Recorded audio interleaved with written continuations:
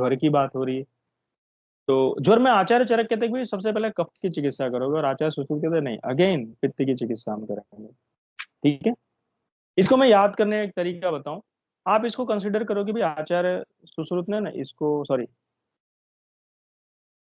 आचार्य चरक ने जो कफ की चिकित्सा बताई ना, वो नवज्वर होने के कारण बताया, क्योंकि नवज्वर में क्या होगा, कफ का प्रकोप। और इन्होंने इसको पुराण ज्वर होने से, पुराण ज्वर देखो वहां पे पित्त का प्रकोप देखने को मिलता है।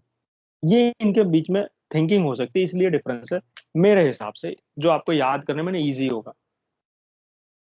ये सिर्फ सोचने के लिए, याद ऐसा नहीं करना है कि इसका मतलब ये सिर्फ थॉट के लिए। त्रिदोषण मूत्र कृच्र की बात करते हैं तो आचार्य चरक कहते हैं वायु स्थान अनुपूर्वी चिकित्सा, यानी त्रिदोषण मूत्र कृच्र में सबसे पहले वायु की चिकित्सा करोगे। ओके। मदाति में आचार्य चरक कहते हैं प्रथम कफ की चिकित्सा करनी है, ऐसा उनका कथन है। पांडु में दूसरे की बात करते हैं तो ये गलत है, इसको काट लेना। आचार्य सुश्रुत ने रक्त बोला हुआ है पांडव में दूध से। ठीक है, चरक ने ऐसा ऐसा कुछ नहीं बोला। मध्य अवस्था की बात करें तो हम पहले ही देख चुके, आचार्य चरक से तीन, और माधव ने अ, दूसरे तीसरे के बीच में एक और बता के टोटल चार अवस्थाएं बताई हुई है, ऐसा उनका कहना हुआ है। एक करते हैं तो यमला की बात करते हैं, आचार्य चरक नहीं मानते हैं। व्यपिता आचार्य चरक जत्रुमूल, तो ये याद रखना है। क्षुद्राकंठ, गंभीरा नाभि और पक्वास है, जबकि महती मर्म से, ऐसा कहना है। ठीक है, यमला देखो सिरोग्रीवा माना हुआ है। जत्रुमूल देखो यहाँ पे कहाँ आ गया है, आचार्य चरक व्यपिता मानते हैं और इन्होंने क्षुद्रा में बोला हुआ है। जबकि नाभि यहाँ गंभीरा दोनों कहते हैं, लेकिन आचार्य चरक ने नाभि और पक्वास है दोनों बोला हुआ है। एंड अगेन मर्म इजी है आपके लिए याद करना, तो आप याद कर सकते हो। पुरुष की उत्पत्ति में कारण देख रहे हो, आचार्य चरक ने बोले पुरुष की उत्पत्ति में पांच कारण, आचार्य सुश्रुत छह बोलते हैं। नाड़ी स्वेदन यंत्र, जो उसमें नाड़ी की लंबाई, आचार्य चरक एक व्याम, सुश्रुत कहते हैं अर्ध व्याम है। ये कुछ याद रखने वाले नंबर्स वाइज क्वेश्चन है। प्रमेय पीड़िका की बात करते हैं तो चरक अनुसार सात होती है। मैं कुछ लिख देता हूँ यहाँ पर।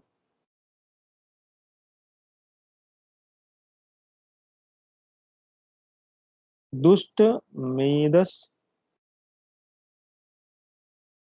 और क्या है,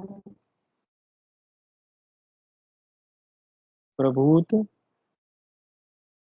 क्लेष्म, मेदजाम। लिखा वही है कि भाई कफ और मेदा आदि के, तो इसको वर्डिंग से ना कुछ इस तरह से लिखा हुआ है। प्रभूत श्लेष्म मेदसाम, प्रभूतता है। और कैसी है, सुदूषा, कौन कौन सी है, सकजा, इसको हम लोग कहते हैं सरसपिका, कच्छपिका, जालिनी। ये कैसी है, सुदूषा है। दुष्ट मेदस की है, प्रभूत श्लेष्म मेदजाम, ये इनके बारे में बोला गया है। ठीक है,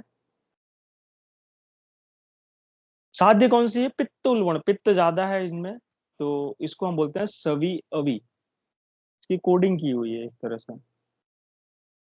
मतलब अब देखो छोटा सा क्यों लिखा है जानबूझ के, सरसपिका, अलजी, विनता और विद्रदी, इस तरह से। और यहाँ देखो बड़ा सा लिखा, उसका मतलब सराविका है। तो थोड़ा सा आप ये ग्रामेटिकल लेवल पे भी ध्यान रखो ना, तो कोड्स काफी फाइन लेवल पे बनते हैं, तो ये आप याद कर सकते हो।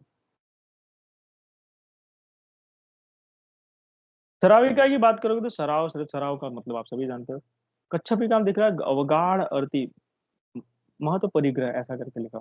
जालिनी में लिखा है सिरा, जाल, रुजा, निस्तोष, बहुला, अनेक छोटे छोटे छिद्रों युक्त। जाल आपने देखा ही है, यानी किस तरह का भी कोई भी जाल देखो तो आपको इसी तरह का उसमें स्ट्रक्चर या फिर अपीयरेंस देखने को मिलेगा। सरसपी का देखो, सरसपी का बहुत सिंपल, शीघ्र पाकी है, क्योंकि पित्तज है भाई। और एक पीड़िका है बड़ी सी, उसके चारों तरफ छोटी छोटी पीड़िकाएं बनी हुई हैं, इसको हम कहते हैं सरसपी का। अलजी थोड़ा सा याद रखना, अलजी में ज आया है तो दैट इज ज्वर, यहाँ पर देखने को मिलता है। अग्नि दग्धवक्त और पीड़ादायक, ये याद रखना है। भिन्नता कहाँ है, पीठ और उदर पर होने वाली नील वर्णी पीड़िका है, ये कई बार आ चुका है एग्जाम में। अविद्युति बाह्य अभ्यंतर दो प्रकार की होती है, इतना आपको याद रखना। भिन्नता याद रखना, कई बार एग्जाम में पूछा जा चुका है। आप सभी को आवाज आ रही है अच्छे से?